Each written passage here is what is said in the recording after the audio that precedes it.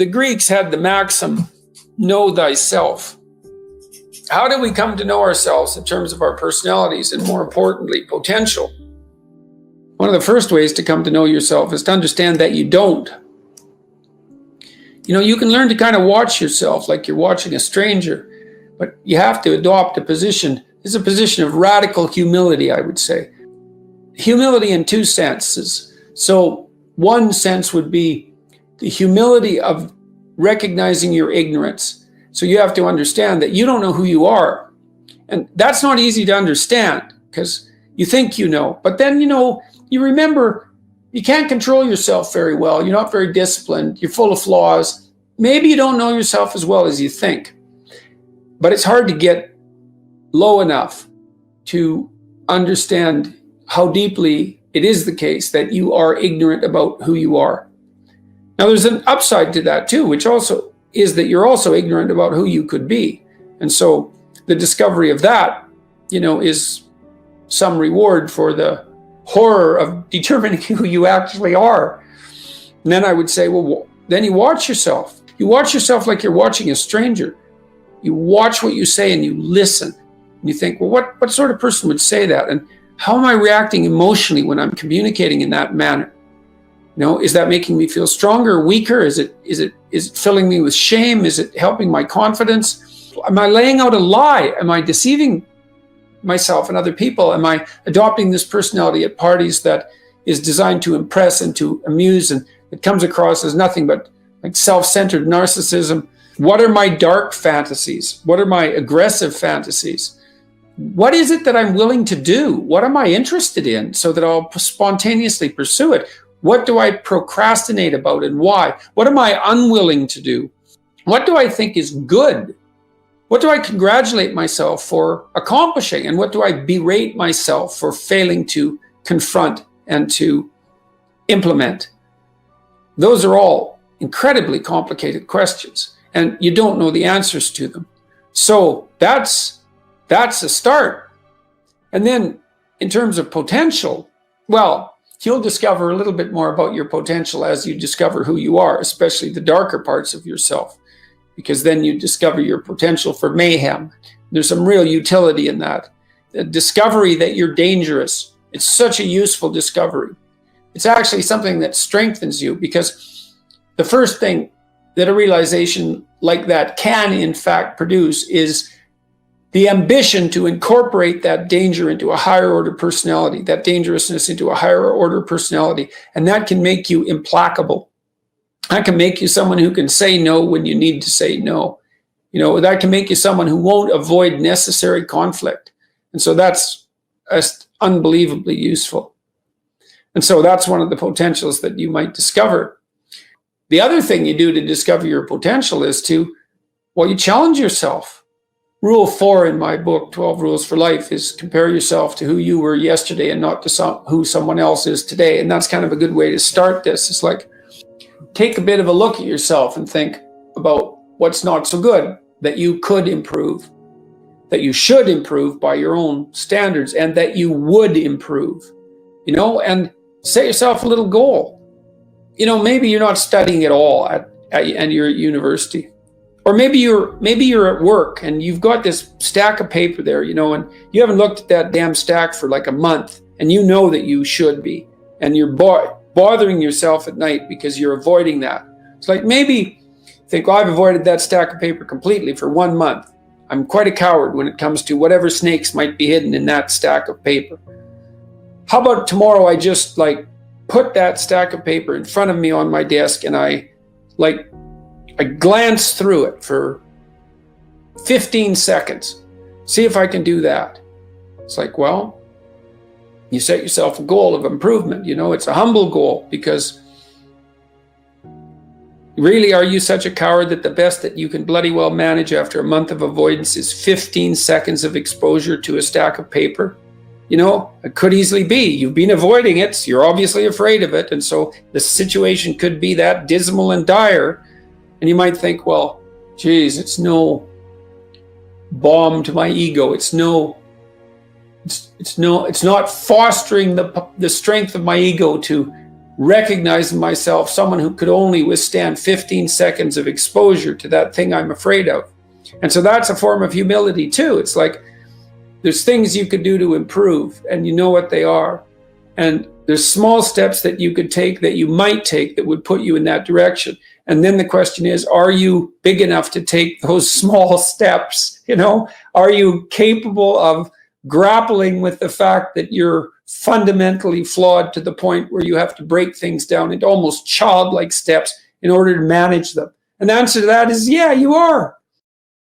Most people have things they avoid, and they're afraid of. So I would say to some degree, it's the lot of everyone.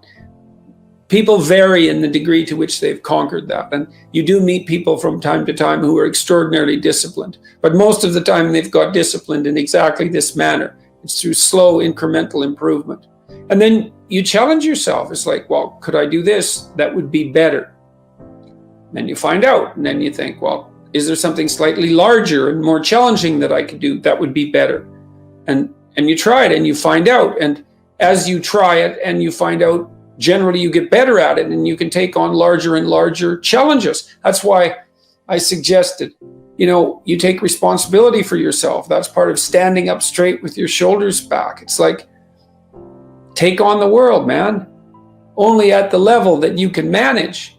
When you're ignorant and biased and deeply flawed and immature, it's where everyone starts. You don't want to bite off more than you can chew, but it doesn't mean that you can't wrestle with part of reality. Some part that's small enough so that you have a good shot at victory. And then you attain victory over some small part of the chaos. And then you're the person who's victorious over chaos. You're just a beginner, but that's who you are. And then maybe you can get unbelievably good at that. And maybe you can ally to that the ability to recast tyrannical order into chaos and restructure it into something deeper, more profound, and more suitable for human habitation. That's the other half of the hero myth, right? Half is to overcome chaos itself, and half is to confront tyranny where it needs to be confronted. You do that by challenging yourself humbly at the level that you're able to function. It's easier to understand if you think about a child that you're trying to rear properly, and you want to make that child, help that child reveal their highest potential, whatever that is, whatever that means. And what you do is you don't set them a series of impossible tasks in the hope of undermining their self-confidence. You form a relationship with them that is predicated on your interest in their highest mode of being. And then you offer them challenges that are precisely optimized to their ability, right? So they can do them, but they have to stretch. The two elements of their ability would be what they can do and how much they're capable of transforming what they can do. And an optimal challenge stretches you to the end of what you can do and then into the domain of how you can transform. And so if you love a child, then you set them tasks of that nature, and maybe they have a reasonable chance of success, a 70% chance of success or an 80% chance of success. Might depend on how sensitive your child is. You do the same thing for yourself, but you have to be humble and wise enough to understand that you might have to aim pretty damn low, especially in those places where you're not functioning well. And it might be so embarrassing that you can't bring yourself to fathom that that's actually who you are. You have to admit that. And there's going to be a loss of ego or destruction of ego, arrogant ego that necessarily accompanies that. But you need the loss of that arrogant ego because it's precisely what's interfering with your movement forward. It's part of the adversarial process, mythologically speaking, that stops moral progress. You're too proud of who you think you are to notice what you're like so that you could change properly. You don't want to sacrifice that part of yourself. It's probably associated with some delusion that helps you maintain a positive, although very fragile self-image, in the absence of genuine effort. You know yourself by watching and paying attention. A snake watches like cold-bloodedly with no emotional reaction just to see what's there. It doesn't allow symbolically speaking, doesn't allow what is wanted or desired to interfere with what is observed. So you watch yourself like that. Well, that's the beginning.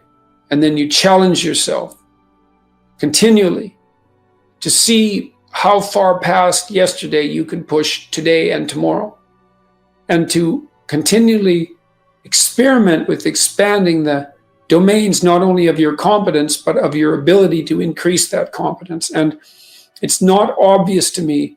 The upper limit to that is proportional to the moral effort that you put into it. The more that's guided by the highest of all possible visions, right? The alliance with the highest of all possible conceivable good.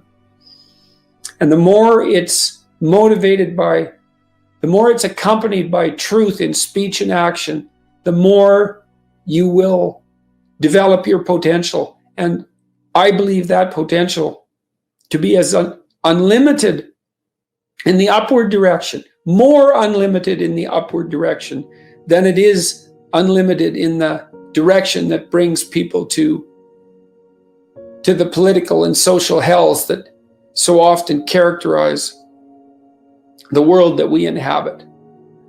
And so you also, I suppose, have to be willing to undertake that as an adventure, because it's a hell of a thing to bear that kind of responsibility.